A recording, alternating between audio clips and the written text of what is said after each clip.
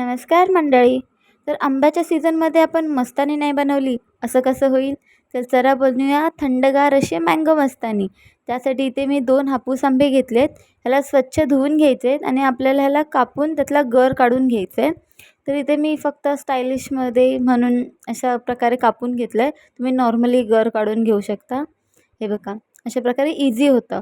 आता ह्या सगळा गर मी ब्लेंडर जारमध्ये काढून घेतलं आहे. यात टाकले चवीनुसार साखर, थंडगार दूध ॲड करायचं आहे आणि ते मी टाकलं ह्याच्यामध्ये व्हॅनिला आईस्क्रीम. ह्याला छान ब्लेंड करून घ्यायचं आहे. तर चला सर्व करूया. त्यासाठी मी एका ग्लासमध्ये घेतले सब्जा सीड्स आणि ड्रायफ्रूट. त्यात टाकले आपली मँगो मस्तानी. वरून आपण डेकोरेट करणार आहोत त्याला व्हॅनिला आईस्क्रीम. परत थोडेसे ड्रायफ्रूट्स आणि परत मँगो मस्तानी असे लेअरमध्ये आपण करणार आहोत. परत वरून आपण डेकोरेशनसाठी इथं ॲड करणार आहोत ड्रायफ्रूट्स. इथे मी काजू बदाम वापरलेत. वरून टाकायचं आहे भरभरून असं आपल्याला व्हॅनिला आईस्क्रीम. परत थोडेसे काजू बदाम टाकायचे आहेत. त्यात टाकलेत मी आंब्याचे छोटे क्यूब आणि वरून परत थोडीशी मस्तानी अशी टाकले आणि आपले मँगो मस्तानी रेडी आहे.